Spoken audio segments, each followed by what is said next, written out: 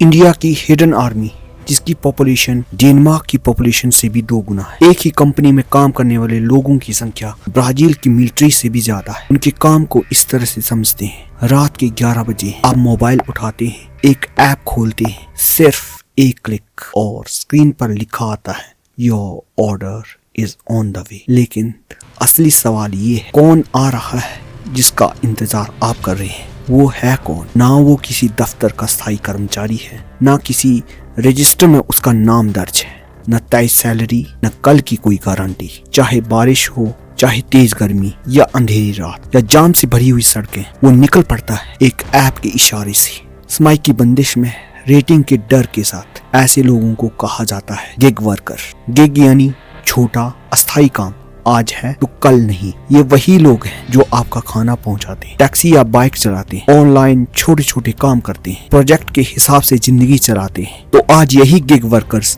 अपनी रोजी रोटी की लड़ाई लड़ रहे हैं। आप सोच रहे होंगे हमें इससे क्या फर्क पड़ता है? ये जरूर याद रखना चाहिए कि एंड प्रोडक्ट आप ही और हम ही तक पहुंचेगा, क्योंकि फूड डिलीवरी वाला ये अच्छी तरह से जानता है कि वो कहां से भोजन ला रहा है, उस रेस्टोरेंट या ढाबे की हालत कैसी है, गटर के पानी का इस्तेमाल तो नहीं कर रहा है। अगर फूड डिलीवरी वाले अच्छी कंडीशन में होंगे तो ही वे आपके लिए आवाज उठा पाएंगे। इन्हीं गिग वर्कर्स की आवाज के साथ उनके लिए, हम सभी के लिए ट्रांसपेरेंसी, फेयरनेस और अकाउंटेबिलिटी आ जाएगी। तो आज हम इस वीडियो के जरिए से जानेंगे कि उनकी हमारे देश में हालत कैसी है और क्या उनका एक्सप्लॉयटेशन तो नहीं हो रहा है। अगर उनके लिए कोई कानून है तो क्या है? वैसे तो हमारे देश में कानून की नजर में उन्हें वर्कर माना ही नहीं जाता, इसके बारे में बात करेंगे। और लेबर लॉ में भी उनके लिए काफी सीमित यानी ना के बराबर की जगह है। बेरोजगारी होने की वजह से इनका एक्सप्लॉयटेशन किस तरह से किया जाता है और बाकी देशों में उनका क्या हाल है,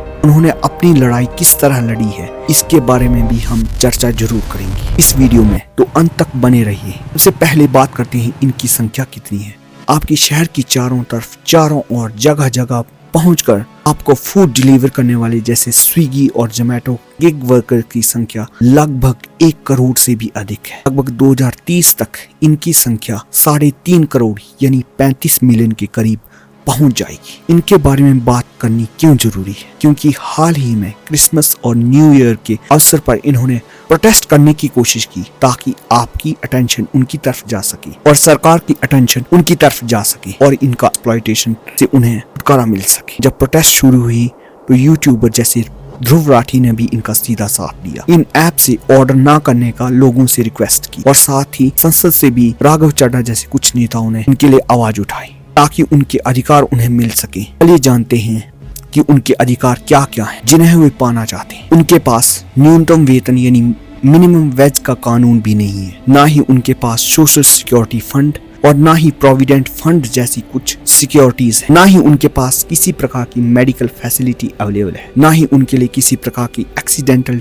डैमेज सिक्योरिटी है। अगर उन्हें कुछ हो जाए तो उनके घर वालों का क्या हो? इनके फोन पर लगातार देखा जाएगा कि वो किस जगह रुके हुए हैं, लगातार सर्विलांस जारी है, आराम करने को पिनलाइज किया जाएगा और इंसान होने का हर वो क्षण उनसे छीन लिया जाएगा। 1-2 मिनट लेट होने पर पिनलाइज किया जाता है। कस्टमर से गालियां सुननी पड़ती है, मैनेजर से भी सुनने को मिल जाता है। इस तरह से उनकी आवाज को दबाया जाता है। चोरी और फ्रॉड से उनकी कोई सुरक्षा नहीं है, यानी कंपनी का या खाना वगैरह कुछ भी चोरी हो जाए तो इसके लिए उन्हें अपनी तरफ से भरना पड़ेगा। राइडर्स को एक तरफ का पैसा मिलेगा, वापस आने का अपनी जेब से भरना होगा। पेट्रोल का खर्च, खाने पीने का खर्चा अपनी तरफ से ही करना पड़ेगा। ऊपर से एल्गोरिथम नाम के एक दानव का साया उन पर हर एक दिन, हर एक मिनट मंडराता रहेगा। यानी यही एल्गोरिथम डिसाइड करता है कि उनको कितना पैसा मिलेगा। कभी थोड़ा ठीक मिलेगा, ज्यादातर कम ही मिलता है और उन्हें इस तरह से ऑप्टिमाइज करने की कोशिश की जा रही है जैसे वो मशीन हो। ये एल्गोरिथम ये भी बता देता है कि वो कितने मिनट में पहुंचेगा और मतलब ग्राउंड रियलिटी को जाने बिना ही वो डिसाइड कर देगा, यानी शॉर्टेस्ट डिस्टेंस को ही बताएगा वो, और उसी के हिसाब से ही उनको पैसा मिलेगा। इस तरह से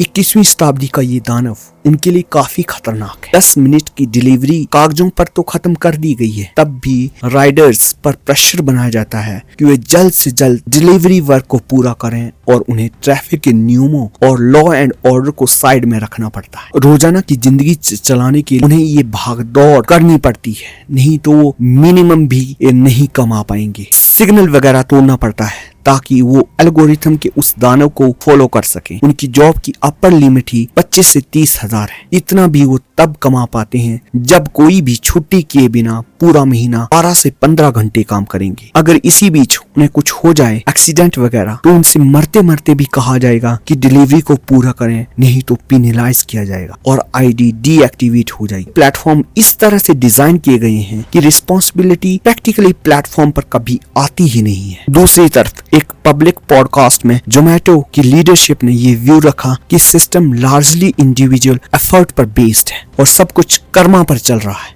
ऐसा कैसे हो सकता है? सबसे बड़ी बात, इस प्रोफेशन में डिग्निटी नहीं है। मैनेजर से ह्यूमन राइट की बात करने पर नौकरी से निकालने की या तो आईडी ब्लॉक करने की धमकी दी जाती, और दूसरी तरफ कंज्यूमर या खरीदार उनकी शिकायत करके उनकी रेटिंग को डाउन करने या इंसेंटिव छीनने की धमकी देता है। तो इस तरह से देखा जाए तो इसमें डिग्निटी उस वर्कर की है ही नहीं। दूसरी तरफ उनकी संख्या 1 करोड़ से भी अधिक होते हुए अधिकतर लेबर लॉज में उन्हें वर्कर मानते ही नहीं है। इस पर मैं आऊंगा थोड़ी देर में। इस तरह से उन्हें एक मशीन बनाकर रखा गया है जिन्हें थोड़े से पैसे दिए जाएंगे, उनसे 15 से 18 घंटे काम लिया जाएगा। ये कुछ मैंने उनके राइट्स की बात की। ये राइट्स उनके पास नहीं है और इश्यूज भी हो सकते हैं, लेकिन मैं इतने ही कलेक्ट कर पाया।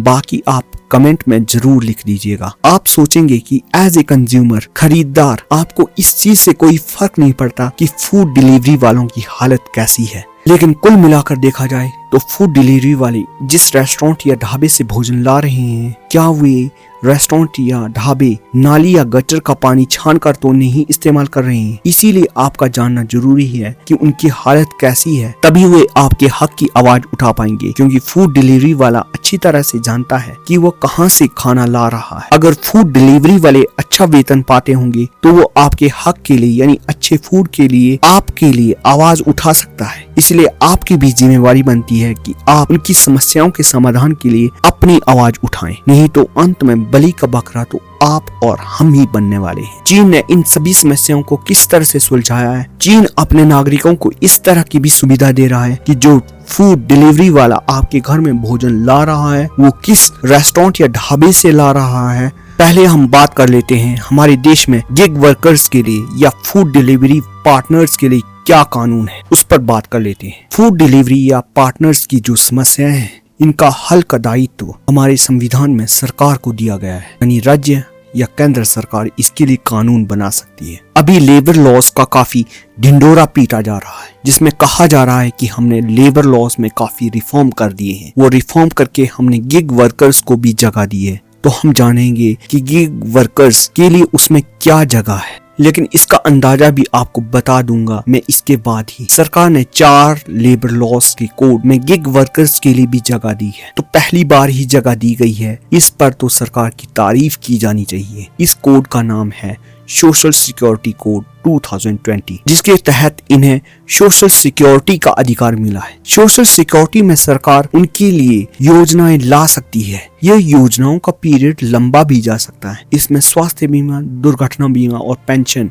पर ये तो दूर की बात लगती है। पता नहीं कितने साल लग जाएंगे। अभी तो सिर्फ गिग वर्कर्स का रजिस्ट्रेशन करवाया जा रहा है ताकि भविष्य में आने वाली योजनाओं का लाभ उन्हें मिल सके, लेकिन भविष्य कब आएगा पता नहीं। लेकिन इस कोड में भी कुछ खामियां हैं और इसमें भी कुछ दूसरी लेबर्स के बराबर के अधिकार नहीं दिए गए हैं, जिसमें न्यूनतम वेतन की गारंटी नहीं है, काम के घंटे तय नहीं है, छुट्टी का अधिकार नहीं है, यूनियन बनाकर हड़ताल करने का भी अधिकार नहीं है। लेकिन इससे भी ज्यादा सरकार ने पिछले कानून के मुकाबले इस कानून में लेबर कोड के अधिकारों पर भी कैंची चलाने का काम किया है। पहले के कानून में 100 से अधिक वर्कर्स को निकालना है तो फर्म को सरकार की परमिशन लेनी पड़ती थी, लेकिन यह थ्रेशोल्ड 300 वर्कर पर पहुंचा दिया ताकि ईज ऑफ डूइंग बिजनेस के नाम पर 200 से 300 लोगों के प्रोटेस्ट को वैसे ही खत्म कर दिया जाए। दूसरा सबसे बड़ा क्रिटिसिज्म है गवर्नमेंट ने हड़ताल या स्ट्राइक के अधिकार पर ही चोट कर दी है। पहले गवर्नमेंट कंपनी के वर्कर्स को 14 दिन पहले हड़ताल पर जाने का नोटिस देना होता था, लेकिन ये अब सभी के लिए ही कंपलसरी कर दिया गया है। यानी कोई भी ट्रेड यूनियन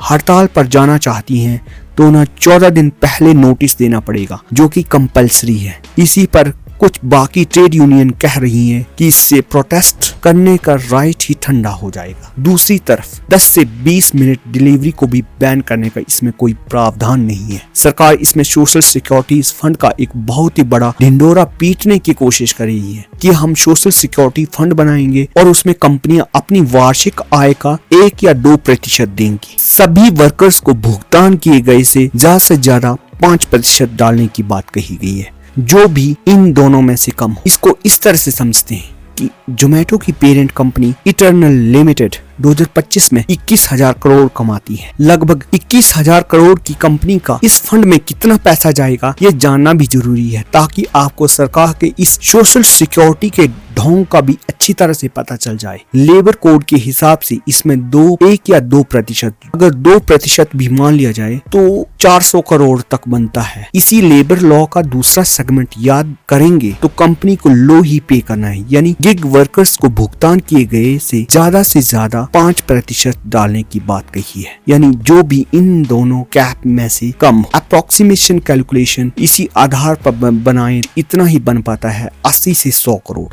अगर 80 से 100 करोड़ 8 लाख वर्कर्स में बांट दिया जाए तो हर एक के खाते में लगभग 1,000 रुपए पर ईयर के हिसाब से आएगा। महीने में लगभग 83 से 100 रुपए या 150 रुपए आएंगे। यही फंड है जो उन्हें लाइफ एंड डिसेबिलिटी कवर में, हेल्थ एंड मैटरनिटी बेनिफिट्स में, ओल्ड केयर बेनिफिट्स में काम आएगा। यानी इसी फंड से इतना सब कुछ होने वाला है। मुझे तो यही लगता है कि ये युगांडा जैसी खुराफात है और इसे पाने के लिए भी उन्हें 90 दिन तो काम करना ही पड़ेगा। इसी को ही तो एक्सप्लॉयटेशन बोलते हैं। मतलब यही है कि 21,000 करोड़ टर्नओवर वाली कंपनी गिग वर्कर्स की सुरक्षा के लिए 83 या 100 रुपए के महीने पर रुक जाती है, जो ज्यादा से ज्यादा 150 या 200 रख लीजिए पर महीने पर रुक जाती है। इससे ज्यादा नहीं बन पाएगा। ऐसा क्यों है, इसको भी समझने की जरूरत है। मार्केट में जोमेटो और स्विगी की डुओपोली है और डुओपोली ही क्रोनो कैपिटलिज्म को जन्म देती है। इसमें सरकार सिर्फ रिकमेंडेशन देने वाली ही बनकर रह जाती है। क्रिटिक्स का कहना है कि रेगुलेटरी कैप्चर का रिस्क यहाँ दिखाई देता है। ऐसा भी कहा जा सकता है कि ये कानून 5 साल पहले ही पास हो गए थे और इनके बनते 5 साल लग गए और आगे पता नहीं कितने साल लगेंगे। वीडियो के शुरू में मैंने जितनी भी समस्याएं या प्रॉब्लम्स गिनाई थी, चाइना और बाकी कंट्रीज में उसका सोल्यूशन अवेलेबल है। बस इतना ही करना है कि हम उनकी कॉपी कर सकते हैं। चाइना ने इन चीजों पर अपना कंट्रोल बनाया हुआ है और प्लेटफॉर्म पर सख्ती बरती हुई है और सरकारी गाइडलाइंस को मानने के लिए मजबूर किया हुआ है। इंडिया में सिर्फ रिकमेंडेशन है पर ये चाइना में सरकार का ऑर्डर है। इस चीन में इनकम प्रोटेक्शन है कि प्लेटफॉर्म ये इंश्योर करेगा कि वर्कर्स की early income local minimum wage से नीचे ना जाए। अगर डिलीवरी कम मिली तो प्लेटफॉर्म टॉप अप देगा और खाली बैठने का रिस्क पूरा का पूरा वर्कर्स पर नहीं होगा, ये कंपनी पर ही होगा। चाइना में एक्सीडेंट जॉब रिलेटेड माना जाता है और वर्क इंश्योरेंस मैंडेटरी है, पर इंडिया में ये मैंडेटरी नहीं है। वर्क एक्सीडेंट पर कंपनसेशन चाइना में लगभग 50 से 70 लाख तक मिलता है एक गिग वर्कर्स के लिए। अगर कोई कैजुअलिटी हो जाए में यही लगभग 5 से 10 लाख मिलता है। अगर आपने कोई स्कीम ली हो वो भी तभी, यानी राइडर्स की घायल होने पर परिवार बर्बाद नहीं होता चाइना में। टोटली कहा जाए तो इंडिया वालों को चाइना की पॉलिटिक्स की कॉपी करने की जरूरत नहीं है, लेकिन चाइना की वर्कर सेफ्टी डिसिप्लिन कॉपी करनी चाहिए। अब बात करते हैं चाइना की स्ट्रिक्ट नेशनल गाइडलाइंस की, जो सभी स्टेक होल्डर्स को फॉलो करने मैंडेटरी है, चाहे वो रेस्टोरेंट हो, चाहे वो गिग वर्कर्स हो या प्लेटफॉर्म हो। चीन की मार्केट इस मामले में बहुत आगे निकल चुकी है। वहाँ की state administration for market regulation SAMR ने एक कदम बढ़कर स्ट्रिक्ट नेशनल गाइडलाइंस बनाई हैं। क्या है ये गाइडलाइंस, इसके बारे में बात करते हैं। इसमें पुअर प्रैक्टिसेस को पूरी तरह से रोका जाएगा, बहुत ज्यादा प्लेटफॉर्म फीस को भी खत्म किया जाएगा और अनरियलिस्टिक डिलीवरी टाइम्स को भी रोका जाएगा, जैसा कि इंडिया में चल रहा है 5-10 मिनट वाला ये घोस्ट किचन्स, जो घटिया या फर्जी किचन फूड को ऑनलाइन ऑर्डर्स के लिए ही तैयार करती है, उन पर सख्त निगरानी की जाएगी। जबरदस्ती की बिक्री और जबरदस्ती के प्रमोशन को रोका जाएगा। रेस्टोरेंट या फूड वेंडर्स के लिए भी कुछ नियम बनाए हैं जिन्हें उन्हें पालन करना होगा। ये बिल्कुल हाइजीन से रिलेटेड है, जिसके बारे में मैंने पहली बात की थी। फूड रेस्टोरेंट के वेंडर्स को बिजनेस लाइसेंस दिखाना अनिवार्य होगा।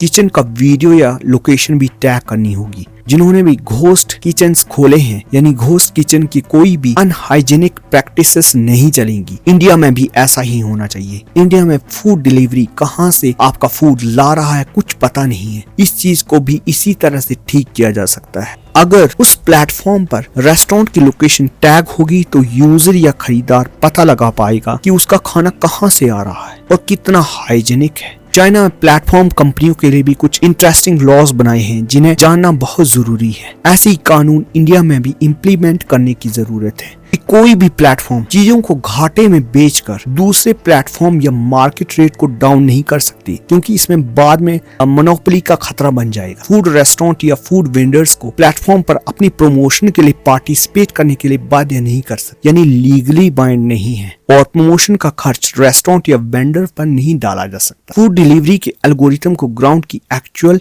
या करंट कंडीशन के हिसाब से काम करना होगा, जैसे वेदर कंडीशन, डिलीवरी टाइम का कैलकुलेशन 15 किलोमीटर पर आवर की मैक्सिमम स्पीड से ही होगा। ट्रैफिक के नियम और अदर फैक्टर्स को भी कैलकुलेट करना होगा, और इस डिलीवरी टाइम का कैलकुलेशन इस बात पर भी निर्भर करेगा कि बिल्डिंग में लिफ्ट है या नहीं है। वे डिलीवरी वर्कर्स की वर्किंग टाइम को बोनस या इंसेंटिव्स देकर बढ़ाने के लिए फोर्स नहीं कर सकते। इस तरह से ये सारी की सारी गाइडलाइंस सभी स्टेक होल्डर्स पर अप्लाई होंगी। इन सभी का एम यही है कि ग्राहक या खरीदार को ट्रांसपेरेंसी, फेयरनेस और अकाउंटेबिलिटी मिल पाए। इसको इस तरह से भी समझा जा सकता है कि चाइनीज को अगर चमगादड़ का सूप चाहिए तो उन्हें ऑर्गेनिक प्योर क्वालिटी का सूप चाहिए। इसके लिए वे प्लेटफॉर्म पर ऑर्डर करते समय ये भी देख पाएंगे कि कौन सा रेस्टोरेंट है, उसका किचन कैसा है, सर्टिफाइड वेंडर्स है या नहीं है, इन सब को भी वो देख पाएंगे। एल्गोरिथम भी ग्राउंड कंडीशन को देखते हुए एक डिलीवरी पार्टनर कितने मिनट में पहुंचा सकता है ये बता देगा। चीन की इस स्टडी से हमें पता चलता है कि फूड डिलीवरी सेक्टर्स में चीन ने बिल्कुल साफ कर दिया है कि मुनाफे से ऊपर इंसान की जान है। बाकी देशों के बारे में तो क्या ही कहें, वो तो काफी आगे निकल चुके। ऑस्ट्रेलिया में इस बार की हड़ताल में प्रमुख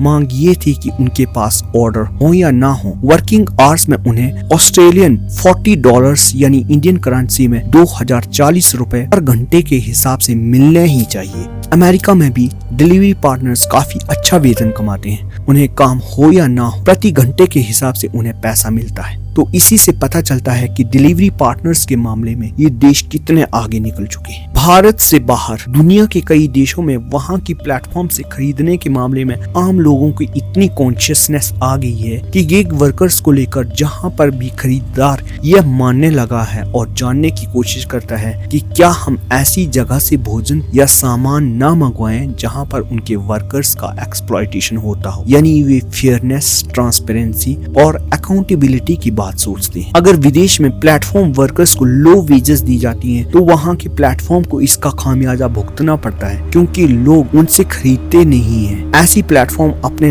वर्कर्स का ही एक्सप्लॉयटेशन कर रही होती है। इंडिया में क्या होता है? इंडिया में जब दीपेंद्र गोयल की उस पॉडकास्ट की चर्चा होती है, का क्रिटिसिज्म सामने आता है, तो पेरेंट कंपनी इटरनल लिमिटेड उनको हटाकर किसी दूसरे को सीईओ नियुक्त कर देती है ताकि मामला शांत हो सके। ये टैक्टिक्स अब चलने वाली नहीं है। लोगों को अपने हक के साथ साथ अपनी सोसाइटी में रहने वाले लोगों के हक के बारे में भी सोचने की जरूरत है, तभी सोसाइटी आगे बढ़ पाएगी। आपका क्या कहना है इस बारे में?